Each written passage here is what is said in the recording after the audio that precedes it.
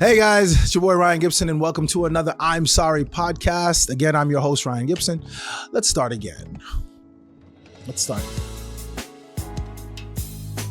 Hey guys, welcome to another I'm Sorry podcast. I'm your host, Ryan Gibson. Thank you guys for being here and joining us on another deep dive conversation into the innards of ourselves.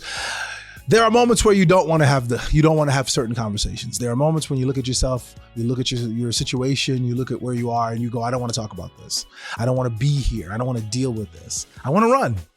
I want to put my hands on either side of the chair and sprint to the exit, the nearest exit. This is one of those conversations. So what is the conversation that we're having today? I'm sorry. I want to be loved. Love.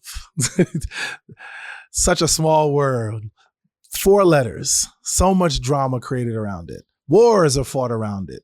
People declare themselves, jump off buildings and change the course of history because of this 4-letter word, because of this emotion, because of these chemicals that express themselves in our mind. So let's, as always, we dive into asking the simple question of what does the word mean? So we're having the same conversation as usual. So let's take a step in and see what my producers have pulled out. Love, an intense feeling of deep affection. Love, a feeling of deep romantic or sexual attachment of someone. Love, affectionate greetings conveyed to someone on one's behalf. A formula for ending an affectionate letter. Oh, that's true. A personified figure and pleasure in something. A personified figure and pleasure in something. I don't know if I understand that one. You guys understand that one? A personified figure. Do they mean like Cupid? Is that what it means? Okay. A great interest and pleasure in something. Okay. A person or thing that someone loves. You know how much I love a definition with love in it, with the word that you're defining in it. Let's not do that anymore, guys, please.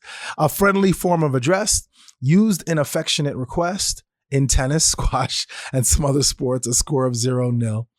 Feel affection for someone. Feel deep romantic or sexual attachment to someone. Like or enjoy very much. And the scientific definition, which I asked for, so thank you for getting it, can be distilled into 3 categories, which are lust, attraction, and attachment. Really? Testosterone and estrogen drive lust. Dopamine, norepinephrine, and serotonin create attraction. And oxytocin and vasopressin, I feel like a very bad doctor. Vasopressin mediate attachment. That's very interesting. Broke it down because I wanted the chemicals, because sometimes we get so caught up in the love of it all. We forget that it's not just a feeling, but it's a chemical reaction that affects our mind. It's why we get so excited and so happy when we see somebody, and why it hurts so much when they're gone. So it's all of these different things.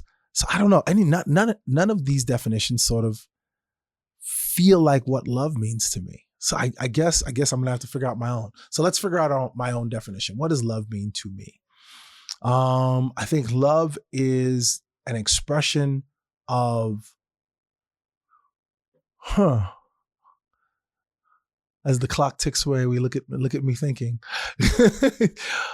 Love, because I do this on purpose. I don't want to have a kind of conversation about this stuff beforehand. We make the decision about what show we're going to do literally before we do the show.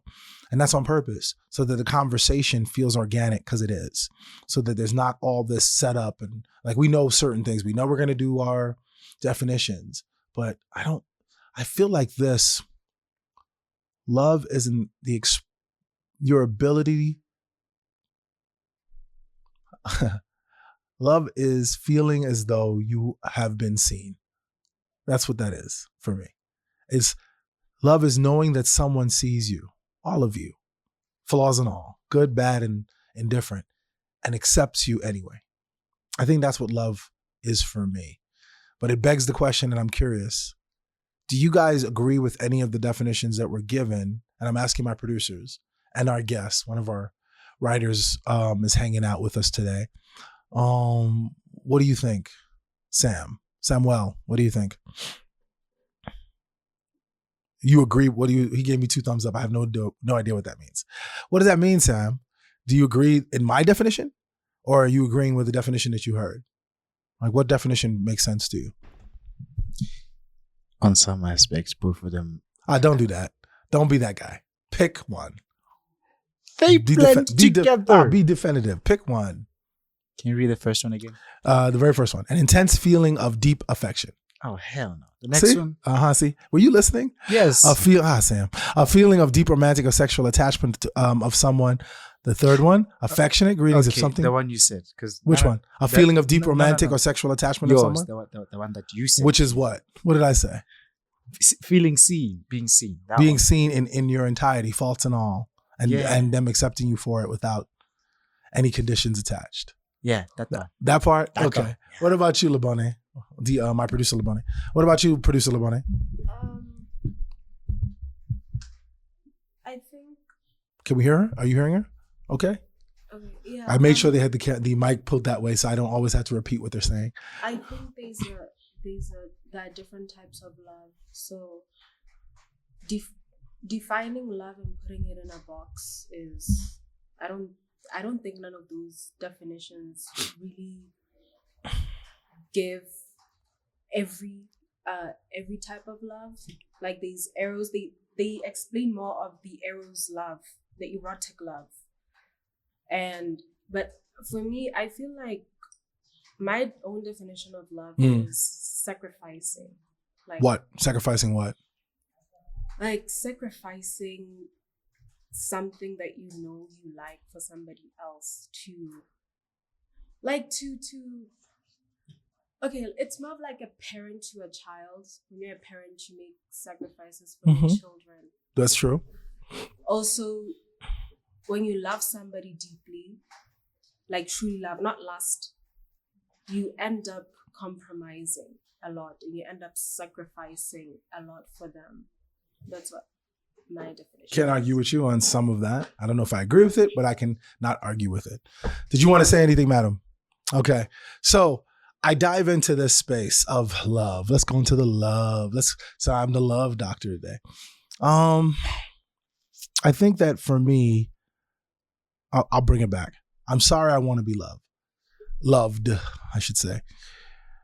Immediately when I say that, I just hear the Bob Marley song, I want to be loved. Is that Bob Marley?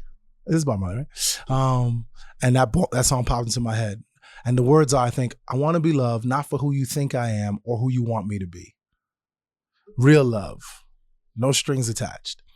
And I think for me, that is what it is across all boards, without separating it with romantic love, all of that. It's just the idea that someone loves you for you. Because I think sometimes we think of love as an action. It's a verb. It's a thing you got to do. You got to show love. You got to show somebody that you love them. How? How do I show you that I see you? That I recognize, that I see your faults and all the things that are opportunities for you or that are opportunities for me, but aren't problems for me because I see past them and I accept you for who you are. How do you show somebody that? By accepting them. You choose to accept them in whatever way you choose to accept them. But the problem becomes, is there a quantifier? Is there something that you can touch and hold on to and go, this is what it is?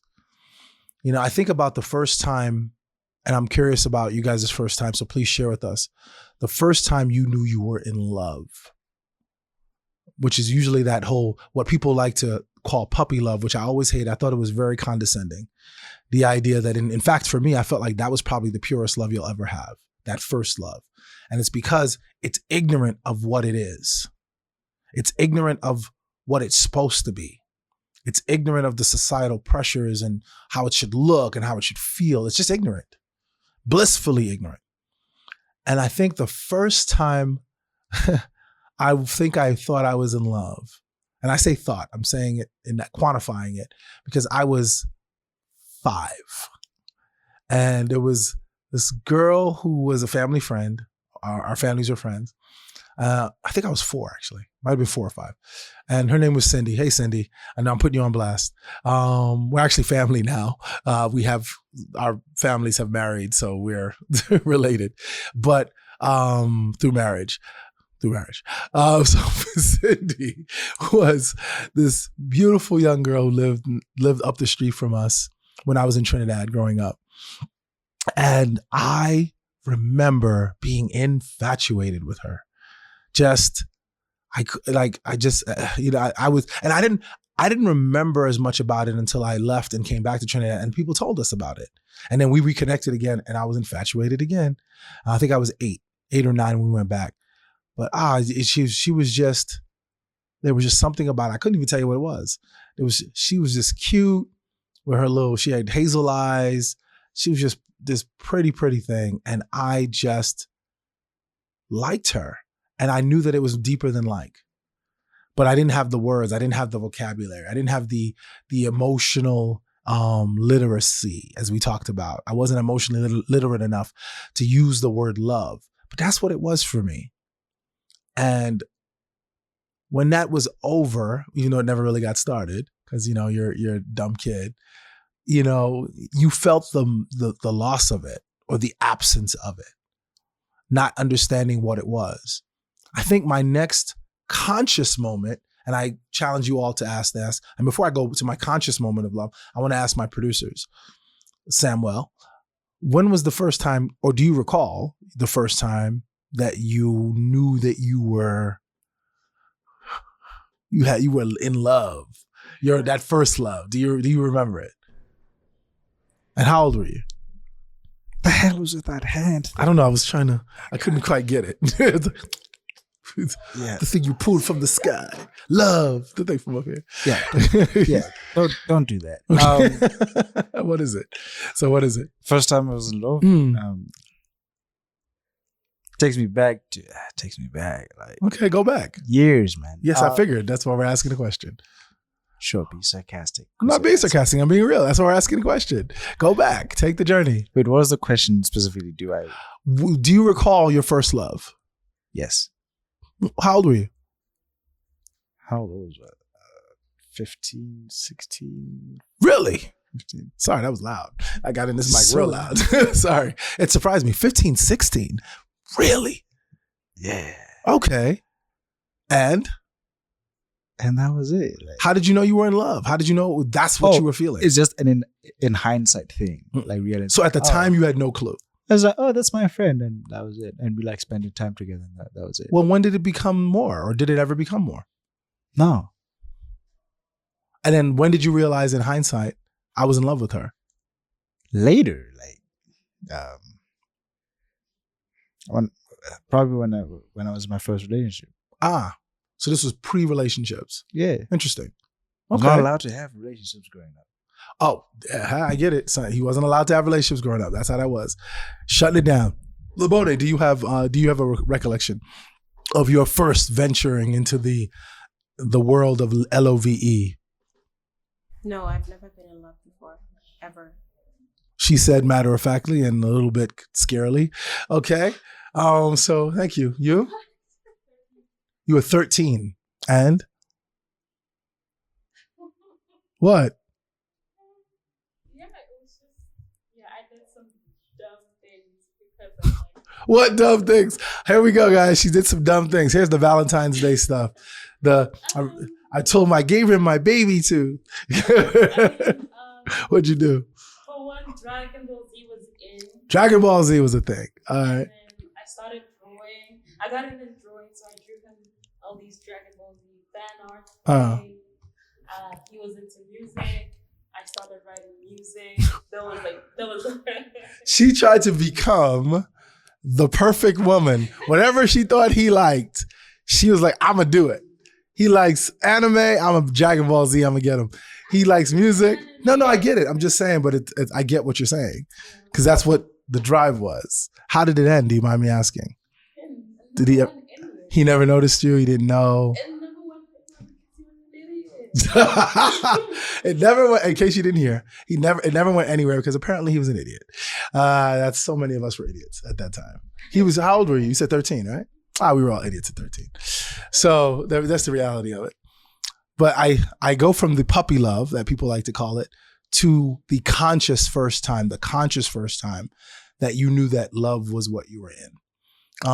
And I think that for me, I was in high school. I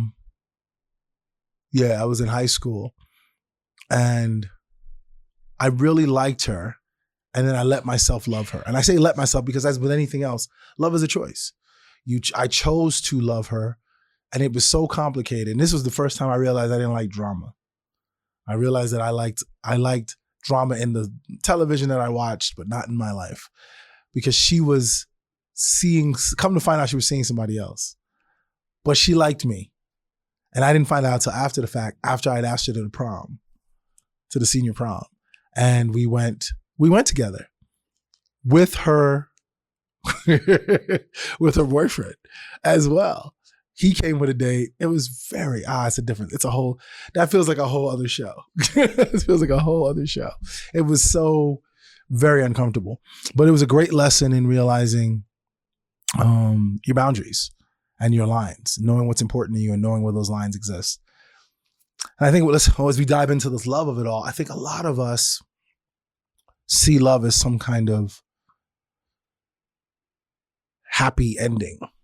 You know, I think we've been indoctrinated, lied to, falsely set up to believe that love conquers all. Love is everything. Love fixes all problems. Love completes me. All of that, right? When the reality of it is, it does none of those things. For me, I think I look at it and go, love just is.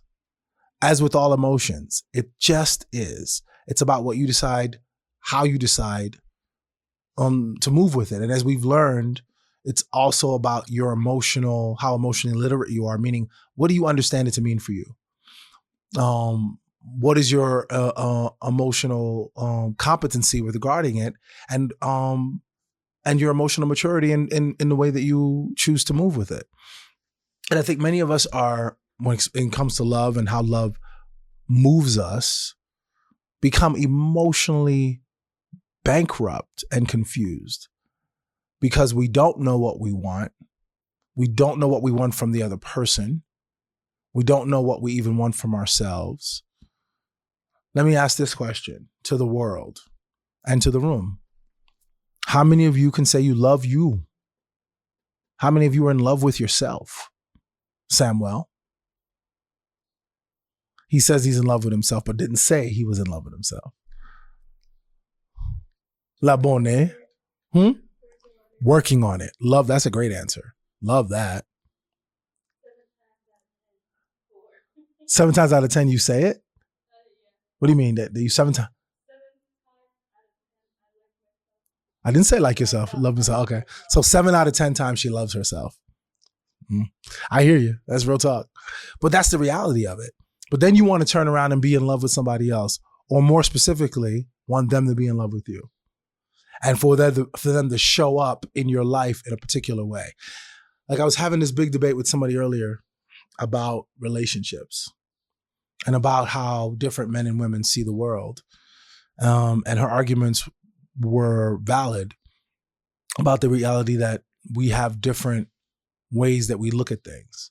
Men are obviously much more visual, not obviously, but we tend to be much more visual.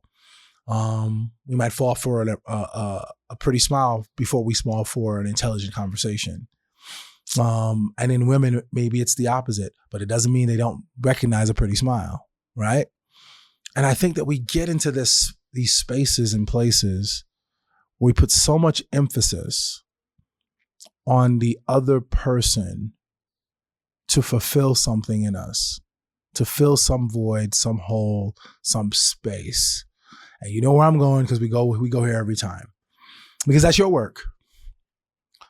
You know, I remember a therapist said to me once, a therapist friend of mine, the biggest thing that happened in film for his industry was Jerry Maguire movie when he said, "You complete me."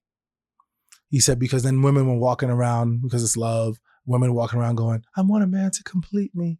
And some men, "I'm looking for somebody to complete me." When in reality, no, you want to be a complete person prior to meeting somebody. You want to be complete in you, in where you are, what you want, where you want to go, so that you're bringing your completeness to someone else's completeness. And both of you can be in support of each other's journey. But if you're so caught up in the love and what it's supposed to look like, it's supposed to look like them coming home every day and smiling and telling you, "Hi, honey, I'm home," but that's not real life. Sometimes they will come in and say, "Hi, honey, I'm home." Sometimes they'll walk in and be like, "This was a sucky day. Terrible day." Or they might come in and just go, "Ugh." Does that mean the love is gone? I don't think so. Because I think that we forget that the emotion that we felt, the serotonin and all of that, and all those huge words that I'm not even going to try to pronounce right now, that all those things wane and we're not constantly on this grand dopamine love high. That's usually in the beginning when we're just getting to know someone, in that phase where like there's a moment where you become accustomed to them, to all of them. Like I went out with someone and the wind came from behind her and I smelled something and I thought it was the plants at the restaurant. And I sat there and I said, "What is that? What is that?" And then I got up and I leaned in and I sniffed her. And she looked at me like, "What are you doing?" And I said, "That's you." And she was like, "What are you talking about?" I said, "Yikes." Because the smell of her, I was attracted to the smell of her. But I was already attracted to the her of her before the smell of her.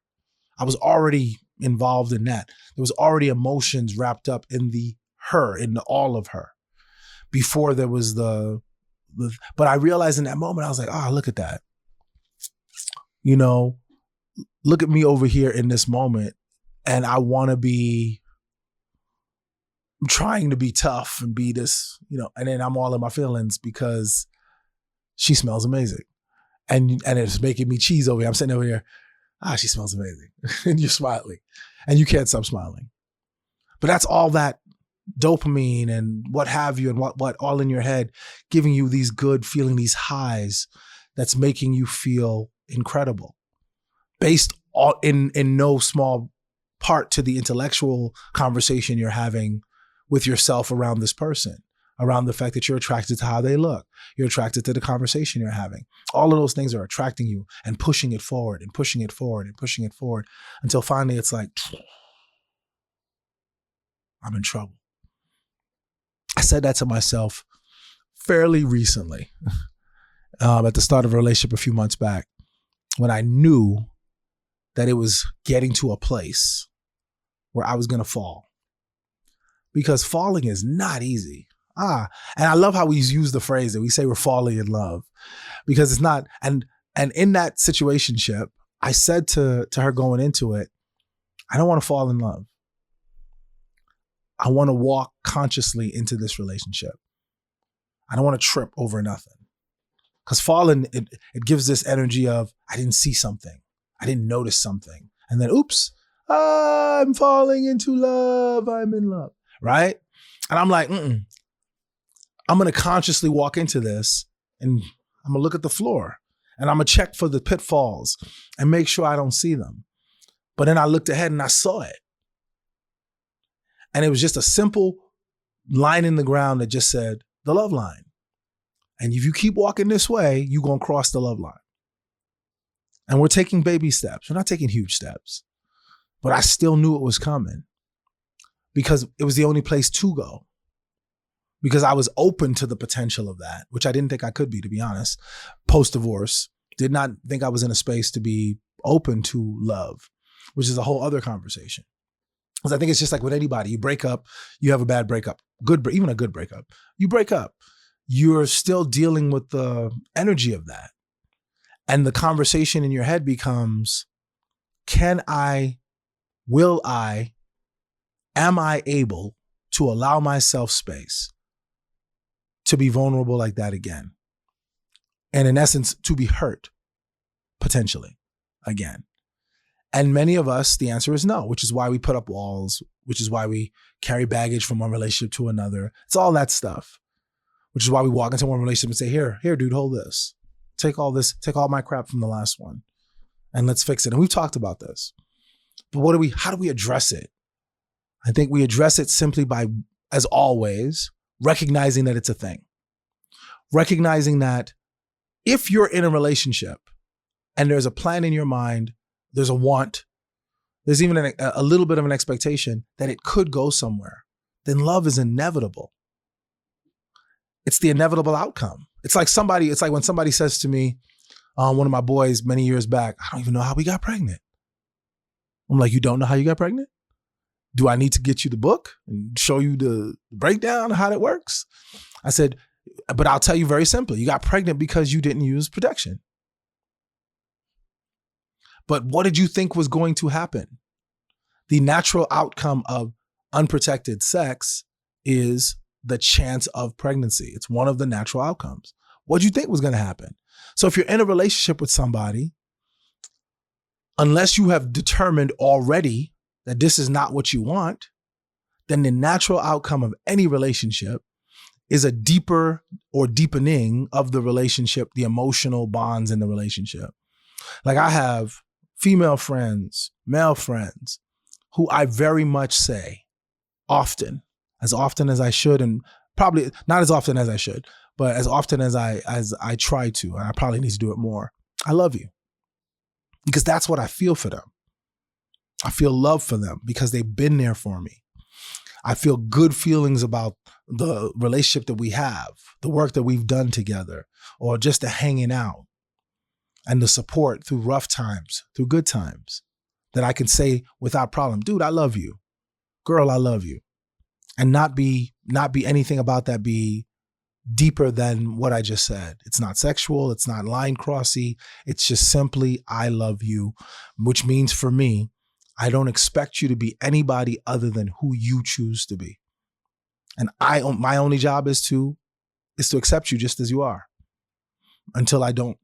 And then if it doesn't work for me, then I make adjustment. That's when I say, okay, we're good. But that's the work.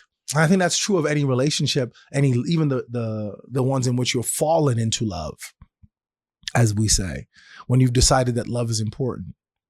And let's ask that question. How important is love in your relationship? Do you go into it wanting to be in love? Do you go into a relationship wanting to be in love? Do you look for love?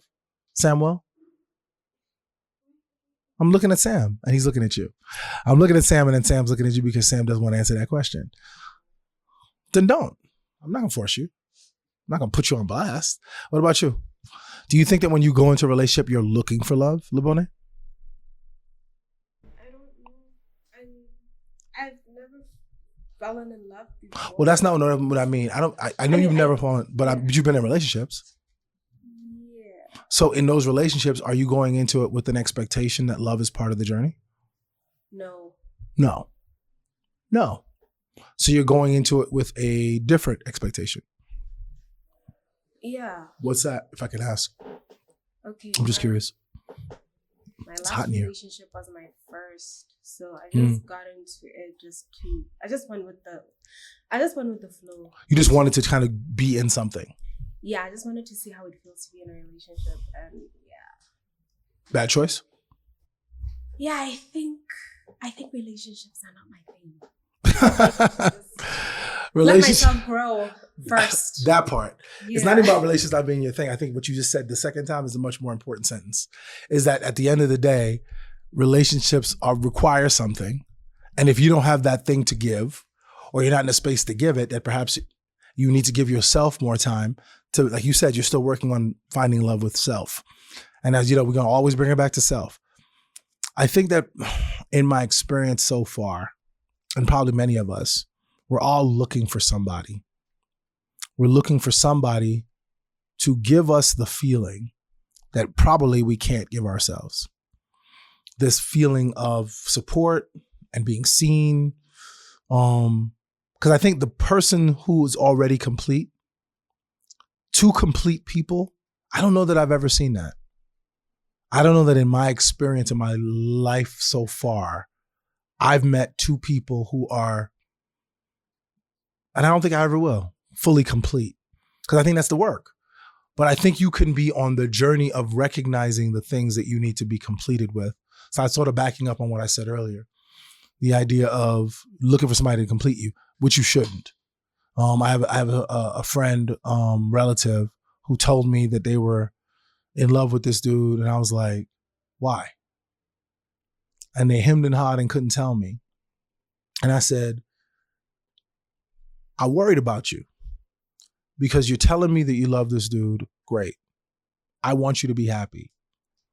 But it sounds like what you really love is how he apparently makes you feel about you. Nothing wrong with that. Not mad at that. But what happens when that feeling goes away? What happens if he does something that you don't like? And all of a sudden, like, how do you feel about him? Not how does he make you feel about you? How do you feel about him? And I think that was the part that when I realized that she didn't have the answer, I was like, you get introspective. I start looking at myself and going, do I even have an answer? Hell, do I even understand the question? Like, what is it I'm looking for? What do I want my next relationship, love ship to be, to feel, to encompass? And I don't know. I think that we're all out here just trying our best to find something, connection, something deeper, something that fulfills. I don't know I don't know. I think it's different for everybody. I think we're all trying to fulfill something. So I think for each of us, we'd have to look deep in that and answer us inside of ourselves and answer, what is that for you? I think for me, as I do my introspection, what is it that I want to fulfill? I know I'm insecure because I got my insecure hand on right now, partial. The next thing would be the full on, pull it in, insecure pose. This is my insecure pose. This is my slightly insecure pose. So if you ever see me do that, you know I'm feeling a little insecure. Now I'm feeling a lot insecure. And I think that I think the thing that I give people in that whole energy of you get to be who you want to be, and I just have to accept it. And I don't need you to be somebody different. I don't require you to change who you are to suit me. As one of the writers was saying, when her first love, how she became the lover of anime, even though she liked anime, but it was that I'm going to draw these arts for him. And then he liked music, so I'm going to like music for him. And I'm like, I get it. And I think a lot of us do that. A lot of us change the usness of it all in an effort to give the other person a safe space. And then we lose ourselves in the process. But to go back to the question unanswered, because I went away from it on purpose, what is it that I'm looking for in love?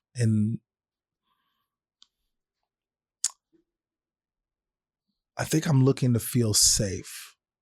And I suspect many of us are. Safe in the knowledge, as I just said, that I can hand me you. I can hand myself to you and know that I'm safe with you in all of what that means. And I don't think that many of us, because many of us, if you're not in love with yourself, then you don't feel safe with you. You've not taken the time to figure out why don't you trust yourself enough to be able to love you? What is it about you that you feel is unlovable,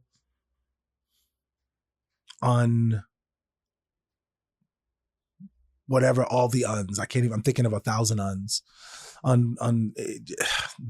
I can't even think of one now, but I can see them all in my head. Unlovable, unlikable, unenjoyable, unworthy. It's always coming back to the worthy. Unworthy. Thank you, Samuel. Unworthy of being able to let somebody in, or maybe even unworthy to let the real you out. Hey, shoot, I felt that in my spirit.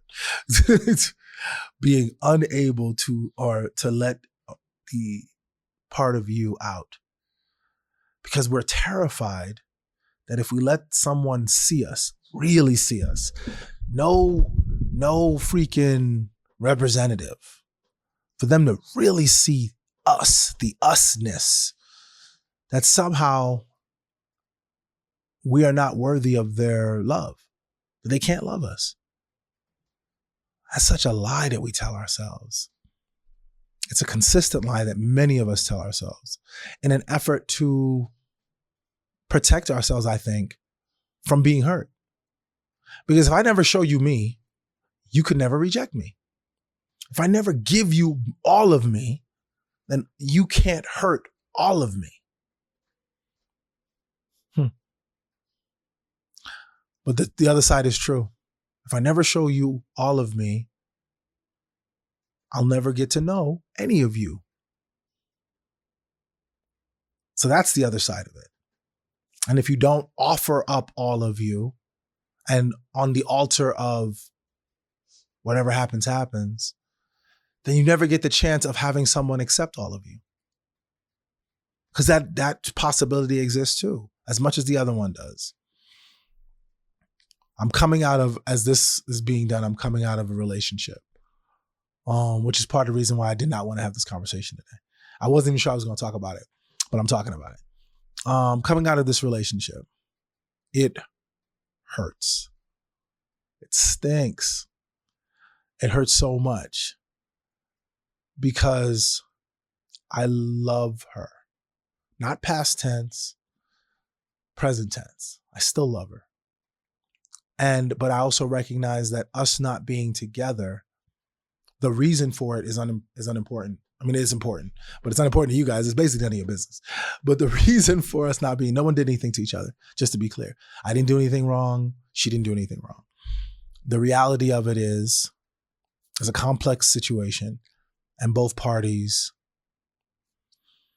had to make tough decisions about what they wanted and needed in order to feel safe. And I wasn't feeling safe. She wasn't feeling safe in our respective stuff. And the end of it, we've been ended up almost 2 months now, a month and a half, something like that, almost 2 months. And I hadn't seen her in a minute, maybe about 3-4 weeks. And I saw her as of the day we're doing this taping. I saw her last night. And it was hard because there's part of you that goes, I don't understand why we're not together. The love is still there.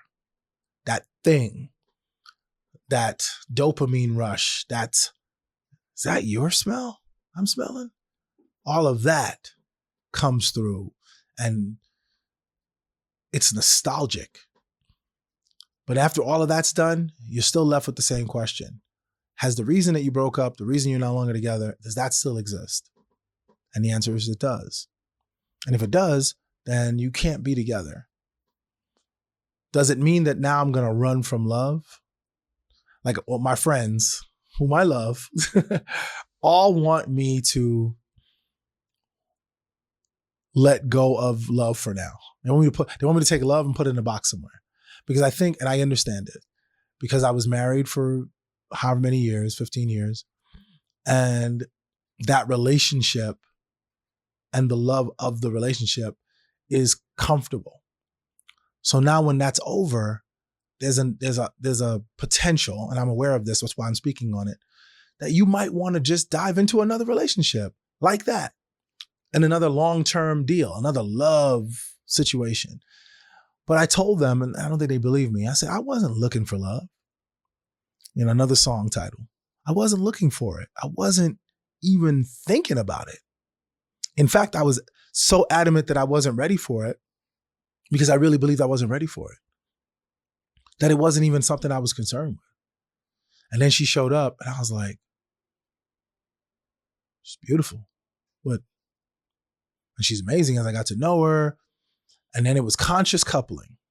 We are grown ups walking into a grown up situation with a lot of landmines that we recognize, divorce and blah, blah, blah, and all this other stuff.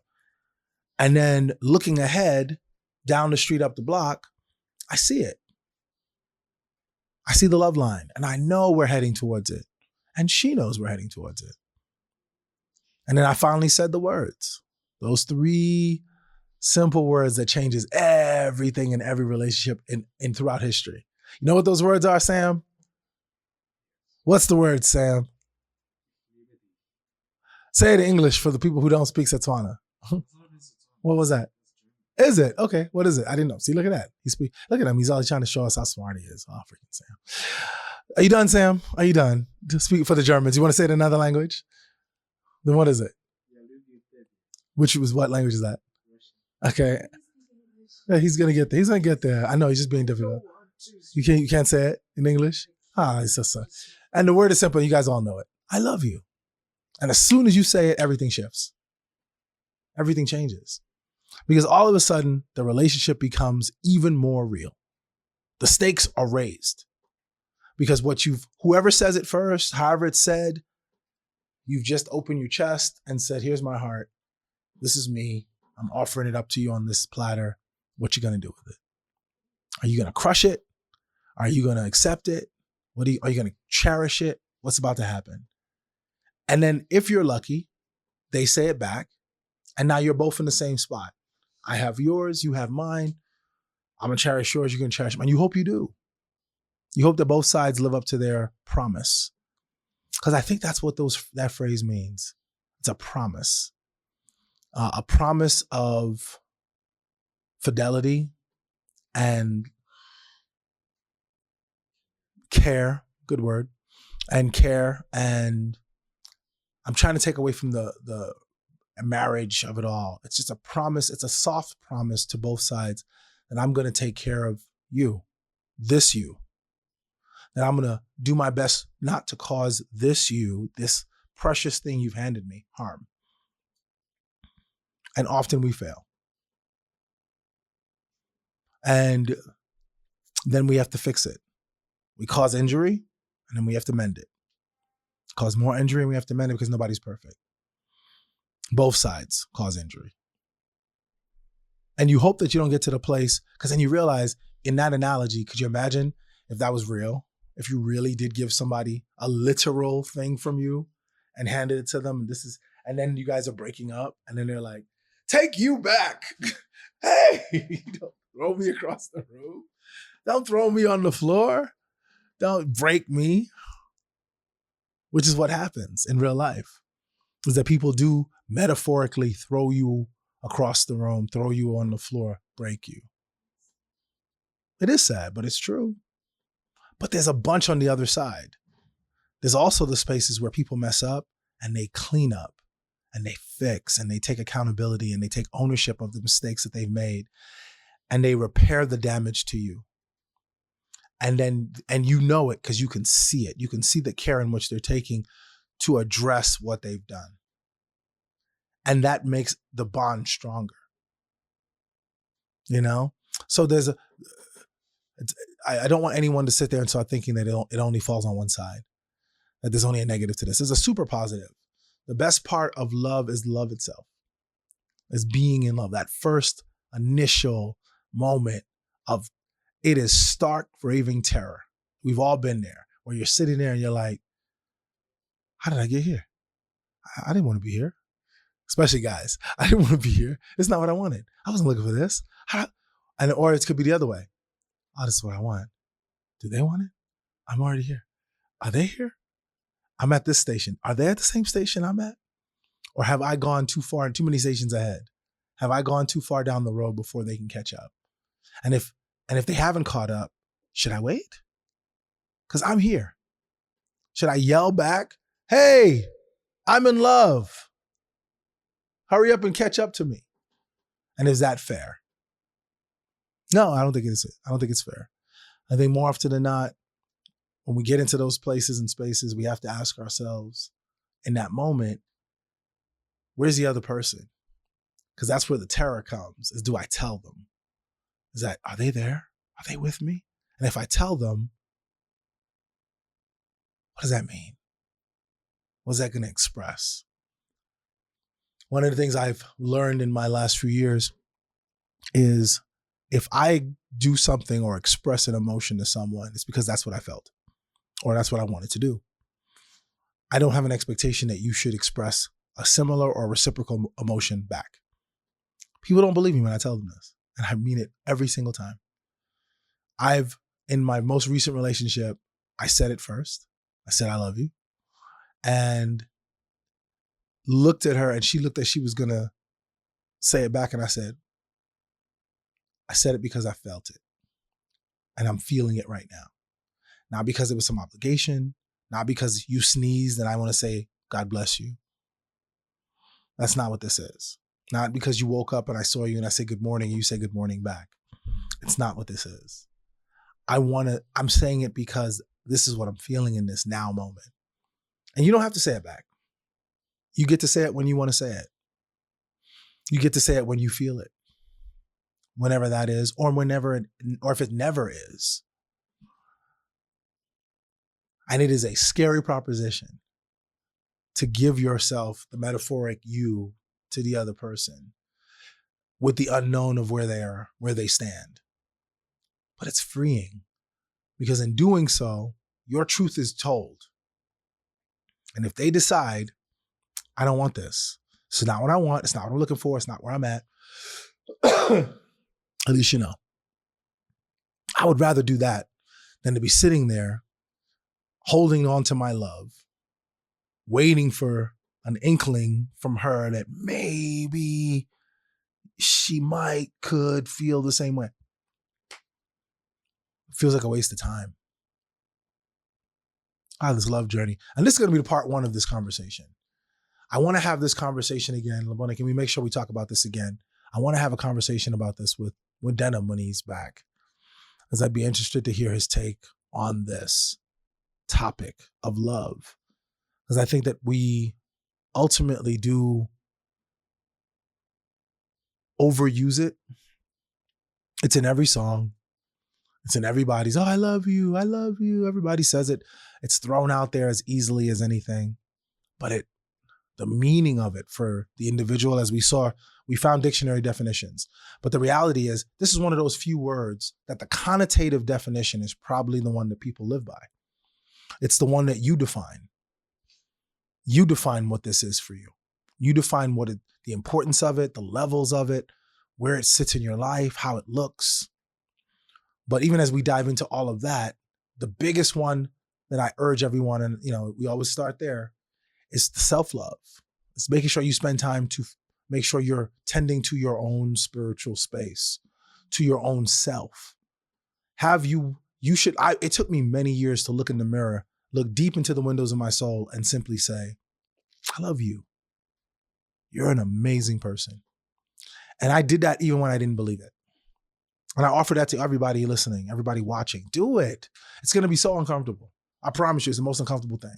To stare at yourself and tell yourself you love yourself. You feel like such a narcissist. You're like, I'm patting myself on the back for the work that you're giving yourself love. When is that ever wrong? To be able to look at yourself and just simply go, I love me. I didn't say I love me and then started listing off all the things I loved. I didn't say to do that, because when you start opening that door, that's because then ultimately there's the other side. All the things you don't love. So I just simply say, I love me. I love you. I look in the mirror and say, I love you. And that's it. It's done. Nothing else. I can love me without giving it a caveat and breaking down all the things that I love about myself. I know what they are. I know my opportunities and I know what my wins are. So do you. We can go a whole show on that, but why waste the time? Just give yourself the unconditional love that you know you want. I love you. Regardless of you, I love you. regardless of everything. I love you. You're an amazing person. I've said it before. I'll keep saying it, and I hope you guys start saying it to yourselves. I hope that Labone and Samuel and all the others and everyone else watching will do that as well. I thank you guys and I thank you for the time, and I give myself grace for being afraid to have this conversation, because it's compared to all the other conversations we've had, this one is surprisingly it's uncomfortable. And I'm talking about love, which in and of itself isn't and should not be uncomfortable. But that's the way I'm feeling. Guys, we have work to do. As a people, we have work to do. As a species, we have work to do. To be able to just simply love ourselves.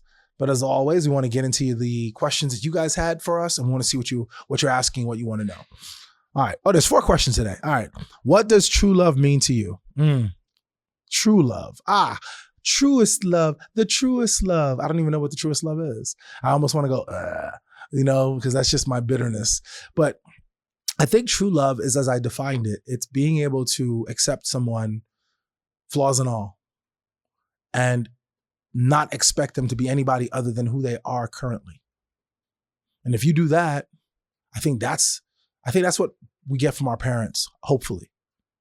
That they are loving you not because of what you're doing or what grade you got or what man or woman you're with or whatever, or job or career you choose, but simply because of you. I tell my kids all the time, and I'll tell them right now, Jackson, Jasmine, Harrison, I love you just for you. There's nothing you need to do to get me to love you. Period. Done. End of sentence. So I think that for me, that's the truest love. Some people might argue that the truest love is your self-love, is your ability to love yourself. I wouldn't be mad at that either. I wouldn't say that's a bad answer. Being able to look at, like we said, look in the mirror and just simply go, I love you. Same thing. I'd offer that up as a potential. Is love something that can be controlled? If love was controllable, most of us wouldn't be in love with the people we're in love with. If love was controllable, many of us would choose different people simply because you would be like, this is an inconvenient. It's not the right time. I'm not the right person. I'm not in the right place. He, she, they are not in the right place. They're too old. They're too tall. They're too short. They're too fat. They're too skinny. They're not rich enough. They're not poor. They're too poor. If we could control it, we would definitely make different choices. But people still love who they love. Love happens. It happens in the weirdest way. I think it happens as a function of your spirit reaching out to someone else's in a moment of clarity when both of you allow yourselves to be seen. And then you connect. And that's it. And then you want to be like, this is an inconvenient connection. I don't want this connection right now. This connection would have been great a year from now, which I've said. This connection would be not great. And I know this to be true because if it could be controlled, no one would choose to be gay. Almost no one. Because the reality of it is, if you look at what the strife that comes with that, many people would have chosen something different. I'm not saying there's anything wrong with being gay. I've not to sound like that guy, but I have a lot of friends who are gay. I have no issues with it. But what it comes down to is this energy of you love who you love. You love who you love. And that's it. White guy falls in love with a black woman. His family hates him. Her family hates her. 2 men fall in love with each other. 2 women fall in love with each other. A man in his 40s falls in love with a woman in her 20s. Not always convenient, not always easy. But if we had to make a choice, the reality is we'd want it to be easy because we all lean towards something that isn't super complicated. We don't want to be battling. We don't want to battle society and norms and societal whatevers and being called deviant or whatever. Who would want that? Who would choose that? But that's where you end up because love just is. You love who you love. You love who you're connected to. You connected to who you're connected to. And for some people, that sounds terrible. For others, it's a beautiful thing. I lean on the beautiful thing. You love who you love. And if you could control it, you would. The only choice we have in the space of love is whether or not to follow it, which is why many people don't, and they're unhappy. They know they're in love with this guy, that girl, this man, this more, whatever, but then they make the choice to go, they're an inconvenient love. He's poor, and I don't want to be poor. So I'm going to be with somebody who has money. So I'm going to go be with that guy. I'm going to be with that girl. Choice made. But you're now in a loveless situation because the person you love is over there, but the person you chose is over here. So I think that's how that works for me. What is the difference between love and infatuation? I think for me, infatuation, I think, is the road to love. I think you start being infatuated with somebody. You like certain things about them. You enjoy them. You enjoy the time. You enjoy your time with them. You have fun. It's light and breezy and easy. And as soon as I say that, I go, I guess that would mean that love is not light and easy and breezy. And I don't think it is. At least that's not my experience. I think that once you step into love, light, easy, and breezy goes away. And it's weighted. And it's not as easy. But it doesn't have to be complicated and it doesn't have to be hard. And it's definitely not breezy. It can be windy, it can be stormy, but it's not breezy. And sometimes, and with any storm, there are days where it stops raining and you have beautiful sunshine. But it's a process, and it's a consistent process, as opposed to infatuation, which I think can go either way. You can like somebody for a little bit, and it's just fun, and then after a while, the wind shifts, and you're like, I'm over here now. I'm feeling this. And I'm not trying to walk down this road. All right, what's the last one? How is lust different from love? How is lust different from love? Most of us probably already know the answer to this, but I'll dive in. Lust is about what you're feeling in your body. It's about what your body is saying, oh, I like her touch. I like his touch. I enjoy the physicalness of it all. And I want that physicalness. Love is deeper than that. As I just said, excuse me, guys. Love about your spirit, my spirit, seeing each other. Seeing all the faults, seeing all the opportunities, seeing all the good, the bad, the indifferent, all of it. And accepting it and not expecting it to be anything other than what it is. Lust wants you to be exactly what you are now. If you're the hot girl, then you're the hot girl. If you're the hot guy, you're the hot guy. And that's what we're looking for. We're looking for that. Whatever's hot to you. And we want that. And when it's over, it's over. When that release of energy happens and that moment has passed, the lust passes. The infatuation, if there was one, passes. Because in the end, you weren't looking to connect, to look deeper into someone. You were looking for a release, a physical release of energy. And you did, you succeeded. I wonder if the question isn't also asking me, is there something intrinsically wrong with lust or love? And I would say no, because both serve a purpose. Lust is about the release of energy physically, and you want to be with someone. If both parties are willing, both parties are consenting adults, and y'all both are able to express that energy and get it out, well then yay, good for both of you. I think that when you're in love, that energy is quadrupled. But it is expressed not just physically, but there's an emotional and a mental part of it, component to it as well.